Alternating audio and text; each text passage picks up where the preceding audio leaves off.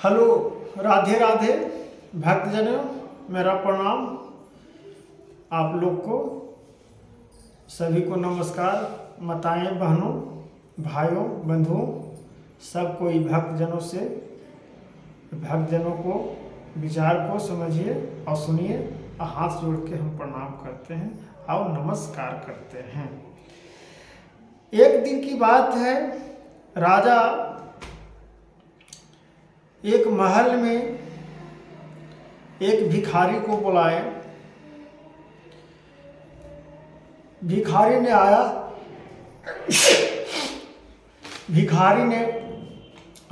और राजा को प्रणाम किया। राजा ने कहा कि आपका क्या इच्छा है इस जीवन में कि आपको दुख दूर हो जाए। भिखारी ने कहा, महाराजा, राजा उस समय जो कहते थे वो करता था, जो दे देते थे भी। भिखारी ने कहा कि प्रभु, राजा, हमको कुछ नहीं चाहिए, एक ठो टुकड़ा घर में रहने का, एक कोना में आप अपने महल में ही दे दीजिए जगह, हम वहीं पे रह के भक्ति भाव करेंगे। राजा ने बोला क्या, एक कमरा दे देंगे और भक्ति भाव करेगा, बस इतने सी ख्वाहिश है आपको? पूरा क्यों नहीं दौलत मांगते हो कि तुम्हारा भक्ति करने से क्या फायदा? तुम्हारा सुखी चैन से जीवन कट जाएगा, पूरा परिवार तुम्हारा राजा धनसेठ हो जाएगा। भिखारी ने हाथ जोड़ के कहा, प्रभु, राजा, ऐसा हमको महाराज नहीं चाहिए। राजा ने तो सुन के अचंभित हो गए कि लोग आते हैं तो सोना चांदी बहुत सारे मुद्राएं मांगते हैं, मुद्राएं ले जाते हैं। आई भिखारी ने देखिए कितना ईमानदारी से एक हमारा कमरा, और वो भगवान के प्रेरणा, कितना भगवान को प्रेरणा रख रहा है, इससे महानता समझिए, इससे कुछ नहीं, महान समझिए उसको। राजा अपने आप को अपना से भी उसको महान समझने लगा, अंदर ही अंदर समझने लगा। भिखारी ने मांगा, कहा कि वो मस्तू, हम आपको एक रूम और पूजा का हम व्यवस्था करवा देते हैं। स्थान दे दिए, वो अपना रूम एक मिल गया, पूजा पाठ करना शुरू किया। एक दिन श्रीमद् भागवत कथा कर रहे थे, वो अपना रूम में कमरे में बैठकर, फकीर जो राजा अपना महल में एक कमरा दिया था, उसी समय राजा रानी कहीं जाने के लिए, राज भ्रमण करने के लिए उसी रास्ते से गुजरने लगे, वो अपना महल से होते हुए। तो उस कमरा तक पहुंच गए। उस कमरा तक जब पहुंचे तो वहाँ पे इनका वाणी उच्चारण, जो भक्ति भाव श्रीमद् भागवत कथा कर रहे थे, उस आवाज को राजा ने सुन लिया। राजा ने वहाँ फकीर के रूम में खटखटाए, गेट बंद करके वो अपना कथा कह रहे थे।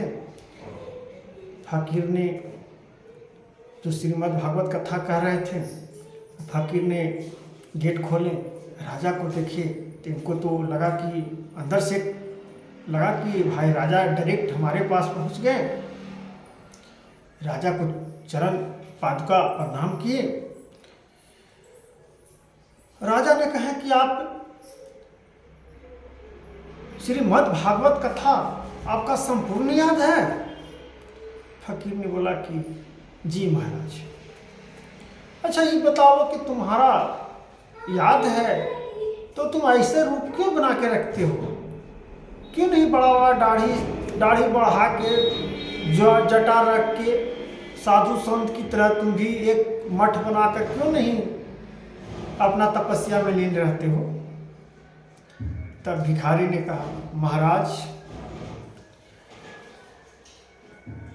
हम आपका परीक्षा का ले रहे थे और परीक्षा में आप क्या करते थे, वो हम आपका परीक्षा लेने आए थे। वो भिखारी कोई आम आदमी नहीं था, सुनिए बहुत मजेदार है।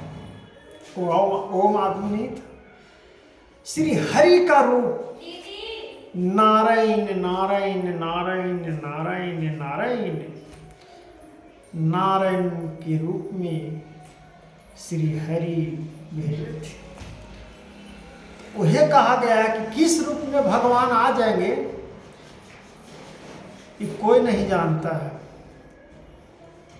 भगवान मनुष्य तन में जन्म न लिए हैं, तो मनुष्य के रूप में कौन आ जाएंगे, कौन भगवान है, हमको आके कौन भक्ति भाव सिखा देंगे, किसके वाणी से हमको भक्ति या संतुष्टि मिल जाएगा, वो कौन जानता है। भगवान तो स्वयं आके आपसे नहीं मिल पाएंगे, क्योंकि भगवान से तो आपको तार लिंक नहीं जुड़ा हुआ है, और ऐसा कर्म तो आप नहीं किए हैं कि सीधे डायरेक्ट आपको भगवान से ही तार जुटा हुआ है। ऐसा तो जुटा हुआ ही नहीं ना। तब राजा का आंख खुला और वहाँ पर जो फकीर महात्मा, उनको कहिए भाई, भगवान का रूप था तो महात्मा कहिए, वो फकीर थोड़े ना थे, वो तो राजा को परीक्षा लेने आए थे कि राजा ने क्या कहता है, अपना वचनों पर अडिग रहता है या नहीं रहता है। पहले के राजा महाराजा तो एक वचन का मुख से निकल जाता था, वो वचन को पालन करते थे। आज के लोग ना है कि हम वचन बोल दें उसके भी कोई वैल्यू नहीं, क्या कर रहा है क्या नहीं कर रहा है उससे कोई मतलब नहीं, कोई मर जा रहा है कोई जी रहा है, क्या कर रहा है उससे फालतू की बातों नहीं। तब उसका राजा को जब सामने खड़ा हुए फकीर जो श्रीमद् भागवत कथा कह रहे थे, तो राजा का मन में एक विचित्र सा अनुभव हुआ और भगवान का रूप धारण ऐसा लगा उनका मन में कि एकदम उसका भक्ति भावनाओं को बारे में उसका आकर्षित हुआ कि हम भी इस भावनाओं को और श्रीमद् भागवत कथा को सुने हैं। राजा ने कहा, उसी समय महाराज हाथ जोड़निए राजा, आप कोई आम आदमी नहीं हैं, आप स्वयं प्रभु हैं, हमारे घर में आप पधारे हैं, मेरे महलों में पधारे हैं, आपका यहाँ स्थान नहीं, मेरे महल के बीचों बीच आपका स्थान हम देना चाहते हैं, और वहाँ पर डेली आप प्रवचन सुनाइए और हम भी सुनेंगे। राजा को एहसास हो गया। उस दिन से तुरंत अपने मंत्रियों को कहें, आदेश दिए महल के पीछे बीच इनको स्थान बनाया जाए और रोज प्रवचन सुना जाए और प्रचार कर दिया जाए, ढंढोला पीट दिया जाए कि राजा के महल में रोज श्रीमद् भागवत कथा की सुनाई जाएगी। कथा सुनने के लिए ये ढंढोला पीट दीजिए।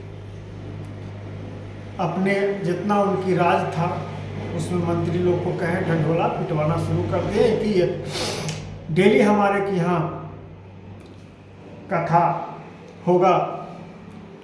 तो राजा को बात कौन नहीं मान सकता, क्या उनका अधीन राजा को बात कौन नहीं मान सकता। वही राजा ने स्थान दे दिए, कथा कहने लगे। जो फकीर बाबा जो भगवान के रूप में गए थे, कथा कहना शुरू किए। कथा कहना शुरू किए। कथा में इतना मजेदार श्रीमद् भागवत कथा के कि एक ठोक को किताब देखने की जरूरत नहीं था। कंठस्थ भगवान थे तो तुमको कंठस्थ क्या, वो तो अपना रूप बनाकर एक आए थे। तो थोड़ा लंबा वीडियो हो जा रहा है भैया, छोटा हम कथावाचक हैं, हाथ जोड़ते हैं। हम अगला वीडियो में फिर हम आपको यह कहानी को तुरंत अगले वीडियो के हम आपको इस चैनल के माध्यम से सुनाएंगे। और परिवार के साथ श्रीमद् भागवत कथा सुनिए और भक्ति जगाइए। और विशेष में हम बताएंगे अगला वीडियो में।